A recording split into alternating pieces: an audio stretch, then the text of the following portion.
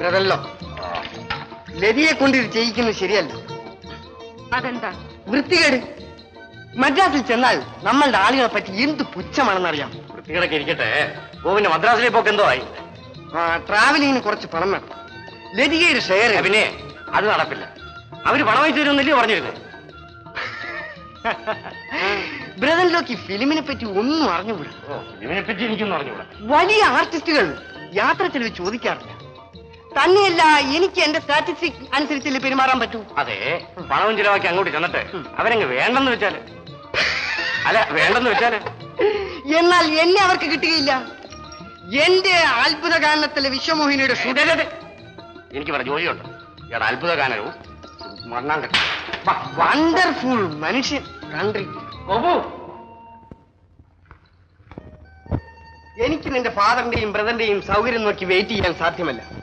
ഒരു call sheet book ചെയ്തത് മാറ്റിയാൽ എത്ര തൗസൻഡ്സ് റുപ്പീസ് ആണ് നഷ്ടം വരുന്നതെന്ന് അറിയാം. ഞാൻ പറയാമല്ലേട്ടാ, ചേച്ചി നിർബന്ധിച്ചാൽ എളുപ്പമാക്കി വെക്കും. അതിന് ഈ കൺട്രിക്ക് ഇൻട്രസ്റ്റ് വേണ്ടേ? എന്റെ മുഴുവൻ വയ്ക്കാൻ ഞാൻ തയ്യാറാണ്. വണ്ടർഫുൾ. നീ ഒരു ആർട്ടിസ്റ്റ് ആണ്. നോക്കിയാട്ടെ, അവളുടെ മുഖത്തിനൊരു തെളിച്ചമുണ്ട്. ഒരു ആർട്ടിസ്റ്റ് ആയാൽ എപ്പോഴും ജോളി ആയിട്ടിരിക്കണം. ചേട്ടനുള്ളോണ്ടല്ലേ ചേച്ചി നമുക്ക് ഇങ്ങനെ ഒരു ചാൻസ്. ചേച്ചി എന്താണെന്നോ ഈ മുഖം നിർപ്പിച്ച് കാണിക്കുന്നത്? ഞാനും കൂടി ചേട്ടന്റെ കൂടെ വരുന്നത് ചേച്ചിക്ക് ഇഷ്ടമല്ല. അതെ, ഇഷ്ടമല്ല. ഇത്ര അസൂയ കൊള്ളരുത് ചേച്ചി. വേണ്ട, അവള് വരണ്ട. അല്ലെങ്കിൽ അവൾക്ക് ക്യാമറ ഫേസ് ഇല്ല.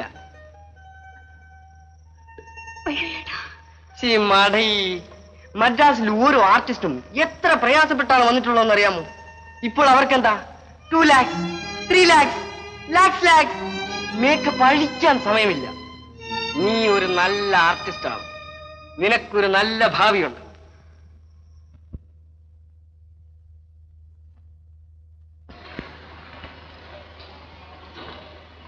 See, and this?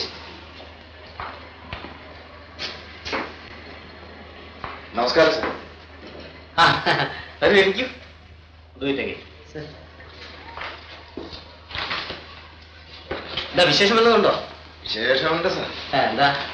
ജോലിക്കാരുടെ ആദ്യത്തെ ബാച്ച് നാളെ പുറപ്പെടില്ലേ? അതാണ്. എന്താ ശങ്കരൻകുട്ടി സാർ, ആദ്യത്തെ ബാച്ച് നാളെ തന്നെ പുറപ്പെടില്ലേ? ജോലി ചെയ്യാൻ തയ്യാറുള്ളവരുടെ ഒരു 200 പേരുടെ ലിസ്റ്റ് ഞങ്ങൾ ഉണ്ടാക്കിയതാണ്. എന്നിട്ട് ഇപ്പൊ 40 പേര് പോലും ഇല്ല. എന്തുകൊണ്ട്? ഗവൺമെന്റ് ജോലി അനുവദിച്ചു കൊടുത്തുവെന്നും മറ്റു പല കൺട്രാക്ടർമാർ നല്ല കൂലി കൊടുത്ത് ചെയ്യിച്ചോളൂന്നും ഒക്കെയാണ് പൊതുവെ സംസാരം. ഓഹോ, നമ്മുടെ മത്തായിച്ചം വരെ പിണങ്ങി സാർ. ആരോ സമർത്ഥമായി പണിവെച്ചു, എല്ലാം തകർന്നു. സാർ ഏതായാലും വിഷമിക്കണ്ട. നാളെ അവിടെയുള്ള കൃഷിക്കാരെ എല്ലാം ഞങ്ങളൊന്ന് വിളിച്ചു കൂട്ടുന്നുണ്ട്. സാർ ഏതായാലും അവിടം വരെ വന്ന് കാര്യമില്ല അവരൊന്ന് പറയാം. നിശ്ചയമായും ഞാൻ വരാം. ഓഹോ, ഇതുകൊണ്ടാണോ ശങ്കരൻകുട്ടി വിഷമിച്ചിരിക്കുന്നത്? വീട്ടിൽ ചില വിശേഷങ്ങളെല്ലാം ഉണ്ടായി സാർ. എന്താ? ശങ്കരൻകുട്ടി നായരുടെ സഹോദരി ഒരു കുട്ടി ഉണ്ടല്ലോ, രാജമ്മ എന്ന് പേരായി. അതെ. അതിലെ മൂത്ത സഹോദരിയുടെ ഭർത്താവ് പറഞ്ഞു വെട്ടിച്ചു കൊണ്ടു കളഞ്ഞു. അതിന് ഈ സിനിമ എന്ന് പറഞ്ഞൊരു കമ്പം ഉണ്ടായിരുന്നു സാർ. അങ്ങനെ ആ ദ്രോഹി അതിനെ പറ്റിച്ചത്.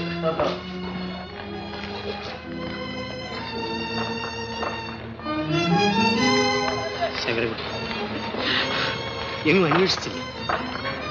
ശങ്കരൻകുട്ടിക്ക് വല്ലാത്ത വിഷമമുണ്ട് സർ. പെൺകുട്ടികൾ നൃത്തം ചെയ്യുന്നതും പാട്ടുപാടുന്നതും കാവ്യജോത്യത്തിന് പറ്റിയതല്ല എന്ന് കരുതുന്ന ഒരു ചുറ്റുപാടിൽപ്പെട്ടവരാണ് സാർ ഞങ്ങൾ. അതുകൊണ്ടെന്താ? പക്ഷേ എന്റെ 2 പെങ്ങന്മാരെയും ഞാൻ നൃത്തം പഠിപ്പിച്ചു. അത് നല്ലതല്ലേ? അതുകൊണ്ട് അവരെ പറ്റി ചിലരൊക്കെ അനാവശ്യങ്ങൾ പറഞ്ഞു തുടങ്ങി. അപവാദം ഒഴിവാക്കാൻ വേണ്ടി കലാകാരൻ എന്ന് പറഞ്ഞു നടക്കുന്ന ഒരു കഴുതയ്ക്ക് ആ മൂത്ത പെണ്ണിനെ കെട്ടിച്ചു കൊടുത്തു. ആ ദ്രോഹി 2 പേരെയും നശിപ്പിച്ചു. ശങ്കരൻകുട്ടി സമാധാനപ്പെടും. ഞാനാണ് കുറ്റം ചെയ്തത്. സാരമില്ല.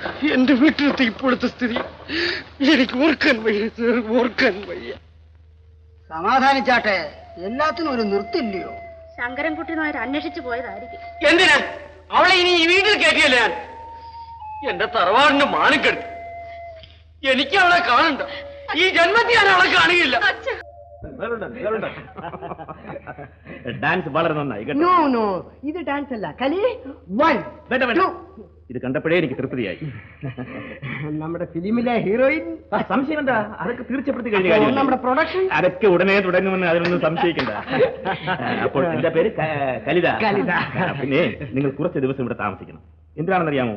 നമ്മുടെ റിഹേഴ്സലൊക്കെ നോക്കാൻ അതായിരിക്കും കൂടുതൽ സൗകര്യം. ഞാനിത് അങ്ങോട്ട് പറയാൻ കാത്തിരിക്കുക. ഈ പറഞ്ഞ നേട്ടങ്ങൾ ഉണ്ടാകണമെങ്കിൽ നിങ്ങൾ കുറെ ശ്രമദാനം ചെയ്യണം. എന്തിനാ നാട്ടുകാർ ചെയ്യുന്നത്? മനസ്സിലാക്കാൻ വേണ്ടിയാണ് ചോദിക്കുന്നതെങ്കിൽ പറയാം. ഓഹോ, ഇത് ഞാൻ അപ്പോഴാ പറഞ്ഞില്ലയോ? സാറ് പറഞ്ഞു തന്നെ, ആർക്ക് മനസ്സിലായാലും ഞമ്മക്ക് മനസ്സിലായിക്കൊള്ളാന്ന്. വേണ്ട മമ്മൂട്ടിക്ക, എന്താ മമ്മൂട്ടിക്ക, ചുമ്മാ ഇരുന്ന് സമാധാനമായി കേൾക്കണം. സമാധാനമായിരിക്കണം. സർക്കാർ ചെയ്യണം, സർക്കാർ ചെയ്യണമെന്ന് ചിലർ പറയുന്നു. ആരാണ് ഈ സർക്കാർ? ജനങ്ങളിൽ നിന്ന് എടുക്കുന്ന രൂപയല്ലാതെ സർക്കാരിന് വേറെ രൂപയുണ്ടോ? ഉദ്യോഗസ്ഥന്മാർക്ക് കൊടുക്കുന്ന ശമ്പളവും അണകെട്ടുന്ന ചെലവും എല്ലാം നിങ്ങളുടേതാണ്. ഞാൻ യൂറോപ്പിൽ പോയി പഠിച്ചിട്ടുള്ള ഒരുവനാണ്. പല രാജ്യങ്ങൾ ഞാൻ കണ്ടിട്ടുണ്ട്. എല്ലായിടത്തും ജനങ്ങൾ അവരവരുടെ നാട് നന്നാക്കാൻ കഠിന പ്രയത്നം ചെയ്യുന്നു. തൊഴിലാളി മുതലാളിയോട് കണക്ക് പറഞ്ഞു കൂലി വാങ്ങും. പക്ഷേ നാട് നന്നാക്കാൻ അവർ ചത്തു പണിയെടുക്കും. ഞാൻ നിങ്ങളോടൊന്ന് ചോദിക്കട്ടെ, ഈ മുളങ്കാവ് പുഞ്ച എത്ര കൊല്ലമായിട്ട് ഉണങ്ങുന്നു? എനിക്ക് ഓർമ്മയായ നാള് മുതലേ കാര്യമാണ് സാറേ. അതാ നമ്മുടെ മത്തായിച്ചൻ പറയുന്നു, ഓർമ്മയായ നാള് മുതൽ കരിവാണെന്ന്. കുറഞ്ഞത് ഒരു 20 കൊല്ലം എന്ന് വെച്ചോളൂ. ഈ മുളങ്കാവിൽ മാത്രം ഒരു 10,000 ആളുകൾ കാണുകയില്ലേ? അതാ ആ മലയ്ക്ക് അപ്പുറത്ത് വെള്ളമുണ്ട്. ഒരാണ്ടിൽ 10 ദിവസത്തെ വേല വീതം ആ വെള്ളം കൊണ്ടുവരുന്നതിന് നീക്കിവെച്ചാൽ ഒരു കൊല്ലം 1,00,000 ആളുകളുടെ വേലയാകും. 5 കൊല്ലം വേണോ ആ മലയ്ക്കപ്പുറത്തുള്ള വെള്ളം ഇതിലെ ഒഴുക്കാൻ? എന്നിട്ട് 20 കൊല്ലമായി കരിയുന്ന പുഞ്ചയെ നമ്മൾ നോക്കിക്കൊണ്ടിരിക്കുകയാണ്. കരിഞ്ഞു കിടക്കുന്ന പുഞ്ചപ്പാടത്തിന് വെള്ളം കൊടുക്കുവാൻ വേണ്ടി ആണ്ടിൽ 10 ദിവസത്തെ ജോലി ചെയ്തു കൊടുക്കുവാൻ വയ്യാത്തവർ ആരെങ്കിലും ഉണ്ടോ ഇവിടെ? ഇല്ല. ഈ പണി പൂർത്തിയായാൽ ആ മലയുടെ അടിവാരത്തിൽ ഒരു വലിയ പവർ സ്റ്റേഷൻ ഉണ്ടാകും. അതിനെ ചുറ്റി കൊച്ചു കൊച്ചു റോഡുകൾ ഉണ്ടാകും, കടകൾ ഉണ്ടാകും. ഒരു കൊച്ചു ടൗൺ ആകും ഈ സ്ഥലം. കടമാൻ വിരട്ടിയെ ചുറ്റി വേളയാറിലേക്ക് പോകുന്ന വലിയ വലിയ റോഡുകൾ ഉണ്ടാകും. മുളങ്കാവ് പുഞ്ചയുടെ നടുക്കുകൂടി എല്ലാ കാലത്തും നിറഞ്ഞൊഴുകുന്ന ഒരു കനാൽ. ഈ പാടം 2 പൂവ് കൃഷി ചെയ്യിക്കാൻ സാധിക്കും. നമ്മൾ ഒറ്റയ്ക്ക് നിന്നാൽ ഇതൊന്നും സാധിക്കില്ല. നാം ഒന്നു ചേർന്നാൽ മഹാശക്തിയാണ്. നമ്മുടെ രാജ്യത്തിന് കൂടുതൽ ഭക്ഷണം വേണം, കൂടുതൽ ഇലക്ട്രിസിറ്റി വേണം. അതിന് സർക്കാരിന്റെ മാത്രം സൗകര്യം നാം ആശ്രയിച്ചിരുന്നാൽ അത്രയ്ക്കും കാലതാമസം നേരിടും. നമ്മുടെ നില മെച്ചപ്പെടണമെങ്കിൽ, എത്രയും വേഗം നമ്മുടെ നില അഭിവൃദ്ധിപ്പെടണമെങ്കിൽ നാം കഠിന അധ്വാനം ചെയ്യണം. രാജ്യത്തിന്റെ അഭിവൃദ്ധി പദ്ധതി അനുസരിച്ച് കൂലിയുടെ 2/3 ഭാഗം പറ്റിക്കൊണ്ട് ജോലി ചെയ്യണമെന്ന് പറയുന്നതിന്റെ അർത്ഥം കൂലിയുടെ 1/3 കുറയ്ക്കുകയാണ് എന്ന് നിങ്ങൾ മനസ്സിലാക്കരുത്. നിങ്ങളുടെ അധ്വാന ശക്തിയുടെ 1/3 നാട് നന്നാക്കാൻ സംഭാവന ചെയ്യുന്നു. ശ്രമം ദാനം ചെയ്യുകയാണ്. ജോലി ചെയ്ത് ജീവിക്കുന്നവർക്ക് വേണ്ടിയാണ്. വിദ്യാർത്ഥികളും ചെറുപ്പക്കാരും ജീവിക്കാൻ മറ്റു വരുമാനമുള്ളവരും ഒട്ടും പ്രതിഫലം കൂടാതെ കഴിയുന്നത്ര ദിവസത്തെ ജോലി ചെയ്യണം. ജോലിക്ക് പോകാൻ തയ്യാറുള്ളവർ അവരവരുടെ പേര് പറഞ്ഞു കൊടുക്കണം. ആദ്യത്തെ ബാച്ച് നാളെ രാവിലെ തന്നെ പുറപ്പെടാൻ തയ്യാറാവണം.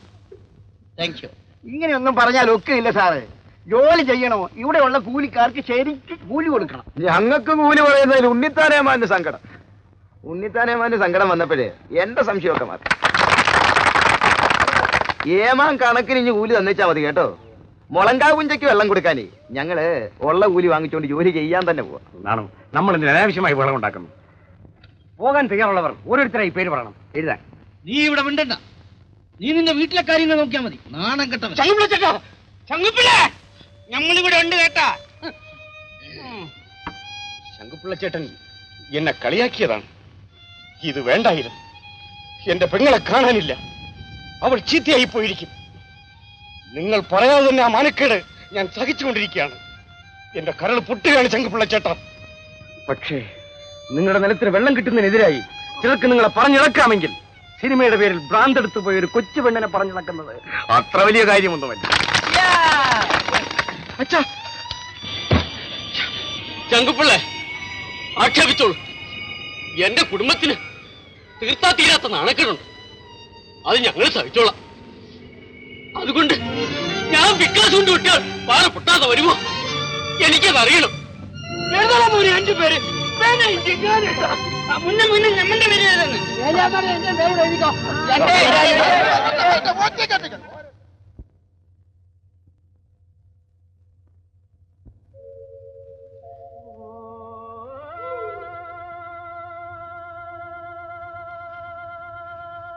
മോളെ എല്ലാരും ഒരുങ്ങി ഇറങ്ങടി. അതാ കൂവം വിളിക്കുകയും ഒക്കെ ചെയ്യുന്നത്. ഞാൻ എല്ലാം ഒരുക്കി വെച്ചിട്ടുണ്ട് അച്ഛാ. ഇനി കഥവ് പൂട്ടിയാൽ മതി. എളുപ്പമൊന്ന് പൂട്ട്.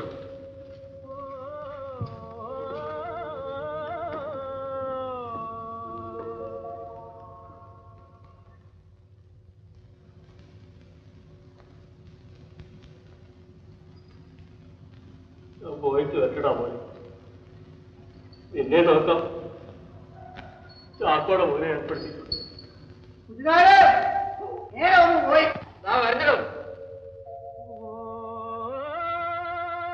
മോളെ ഇങ്ങോട്ടൊന്ന് ഇറങ്ങടി. മത്തായി ഏലിയാമ്മയൊക്കെ വിളിക്കുന്നു. വിളക്ക് ഞാനെടുത്തോ.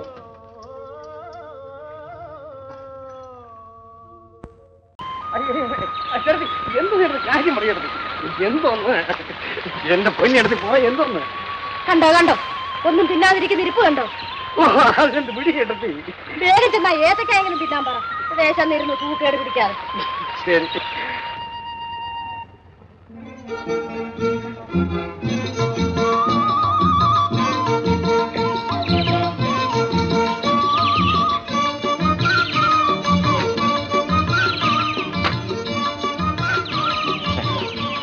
മണിക്കും സാറേ എടുത്തോളൂ. കുട്ടി ഇരിക്കും.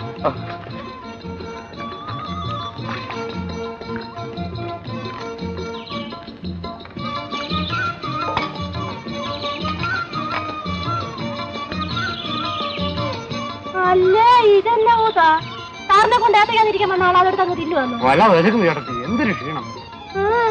എന്താ ഇത്ര ക്ഷീണം? പെണ്ണായിട്ട് 4-5 കൊച്ചുങ്ങളുമായോ? ആ തുറങ്കത്തിലോട്ട് ഒന്ന് നോക്ക്. ഒരുത്തൊന്ന് പണിയെടുക്കുന്ന കാണണമെങ്കിൽ ആമ്പിള്ളേരെ പോലെ. ഞങ്ങൾക്ക് മത്തായച്ചന്റെ അത്ര ആരോഗ്യമുണ്ടോ? ഏലിയാമ്മ മത്തായച്ചിന് നല്ല ചാപ്പാടെല്ലാം കൊടുക്കും. അങ്ങനെ ആണുങ്ങളും പെണ്ണുങ്ങളും അല്ലാണ്ട് ഇങ്ങനെ സിഗരറ്റ് മേലെ ചുണങ്ങിയിരിക്കുകയല്ല. സാറേ ഏലിയമ്മ ചേട്ടത്തി എന്നെ അവിടെ നിർത്തുന്നില്ല. സാർ ആരും കഴിക്കാൻ പോകത്തോണ്ട് ഏതൊക്കെയെങ്കിലും തീറ്റിക്കണമെന്ന്. ഏലിയാമ്മ ഒരു കാര്യം ചെയ്യും, ആ കാപ്പി ഇങ്ങനെ.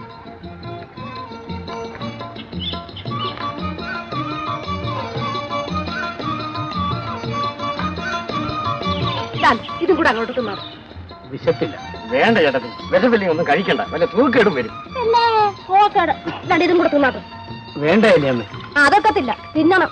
ഇങ്ങനെ വിശന്നിരുന്ന് തൂക്കേട് പിടിച്ചാലേ ഞങ്ങൾക്ക് തോട് വെട്ടിത്തരാൻ ആള് കാണത്തില്ല. കൂടെ അങ്ങോട്ട് തിന്നാട്ടെ. ആ ഇനി ഞാൻ ജോലി സ്ഥലത്തോട്ട് പോവുക.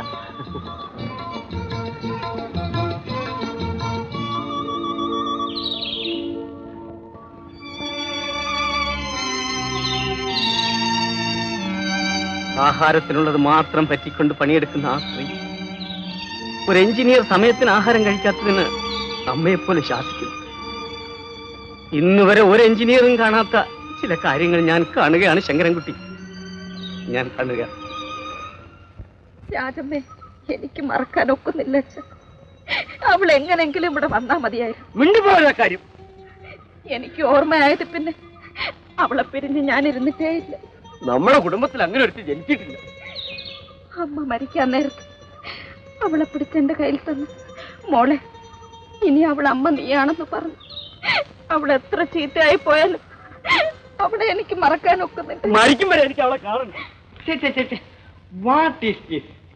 എന്താണിത് കലിതാജി? ഒരു ആർട്ടിസ്റ്റ് ആയാൽ പലരും കാണാണ്ട് വളരെ ജോളി ആയിട്ടല്ലേ ചെല്ലേണ്ടത്. ചേട്ടൻ എന്നെ ചതിക്കുകയാണ്. വണ്ടർഫുൾ. എന്തിന്? മദ്രാസിന് പോകാമെന്നല്ലേ അമ്മ എന്നോട് പറഞ്ഞത്. എന്നെ നശിപ്പിക്കരുതേ. എനിക്കിനി വേറെ ആരും. യെസ്. അപ്പോൾ മിസ്റ്റർ ജോൺസന്റെ പിക്ചർ ഉടനെ ആരംഭിക്കുക. മിസ്റ്റർ ജോൺസന്റെ പിക്ചർ ആയതുകൊണ്ട് നിനക്ക് ഹീറോയിനായിട്ട് അഭിനയിക്കുകയും ചെയ്യാം. എനിക്കിനി എന്റെ വീട്ടിലേക്ക് ചെല്ലാൻ കൂടി സാധ്യമല്ല. നെവർ മൈൻഡ്, ഭയപ്പെടണ്ട. അപ്പോൾ വേഗം ഡ്രസ് ചെയ്ത് ഹാളിലേക്ക്. എന്നെ ചതിക്കരുതേ. വാട്ട് ഈസ് ദിസ് കലി? ഒരു പിക്ചറിൽ അഭിനയിച്ചു കഴിഞ്ഞാൽ ചറപറായല്ലേ ബുക്കിംഗ് വരുന്നത്, ലക്ഷക്കണക്കിനല്ലേ രൂപ വരുന്നത്. അപ്പോൾ വീട്ടുകാർ അന്വേഷിച്ച് ഇവിടെ വരും. ആ താമസിക്കണ്ട, അവരവിടെ വെയിറ്റ് ചെയ്യുന്നു. വേഗമാട്ടെ, ശീഘ്രം, ജൽദി, ഫാസ്റ്റ്. ഗുഡ് സ്മൈൽ, സ്മൈൽ, ഒരേ സ്മൈൽ. എനിക്കിങ്ങനെ മൗനമായിട്ട് നോക്കിയിരിക്കാൻ സാധ്യമല്ല. ജോലിക്കാരുടെ ഇടയിൽ കുഴപ്പമുണ്ടാക്കാമെന്ന് വിചാരിച്ചാണ് ശങ്കുപിള്ളയും മറ്റും വിട്ടത്. അതും പറ്റുന്ന മട്ടില്ല. നിങ്ങൾക്കറിയാമല്ലോ എന്റെ സർവസ്വവും അത്രയും എസ്റ്റേറ്റ് ആണെന്ന്. അത് രക്ഷിച്ചെടുക്കാൻ വേണ്ടി ഒരു വലിയ സംഖ്യ ഞാൻ ചിലവാക്കിയതുമാണ്. മിസ്റ്റർ ജോൺസൺ, ഇത് നമ്മൾ ആരും ഉദ്ദേശിച്ചിരുന്നതല്ലോ. നിങ്ങളെ കുറ്റം പറയുന്നില്ല. ഇത് പോയാൽ 800 ഏക്കറിന്റെ പൊന്നമ്പല മാത്രമേ എനിക്ക് കിട്ടുകയുള്ളൂ. അതും ഒരു കാലത്ത്. ആ എസ്റ്റേറ്റിൽ കുറഞ്ഞത് 400 ഏക്കർ ഭൂമി അധികം കാണും. സർവേ ചെയ്യുമ്പോൾ ഗവൺമെന്റിന് അത് ബോധ്യമായ ഇത്രയും കാലത്ത് ടാക്സും ഞാൻ അടയ്ക്കണം. പുറമ്പോക്ക് ഭൂമി കൈവശം വെച്ചതിന് കേസും വരും. അതുകൊണ്ട് നമ്മുടെ അവസാനത്തെ പണി തന്നെ നോക്കണം. ആളുകൾ മരിക്കുന്നതിലൊന്നും എനിക്ക് കാര്യമില്ല. നിങ്ങൾ ഒരാഴ്ച കൂടി ക്ഷമിക്കൂ. ഞാൻ ഒരവസാന ശ്രമം കൂടി നടത്തി നോക്കാം. അത് നടക്കുന്നില്ലെങ്കിൽ നിങ്ങളുടെ അഭിപ്രായം പോലെ ചെയ്തോളൂ.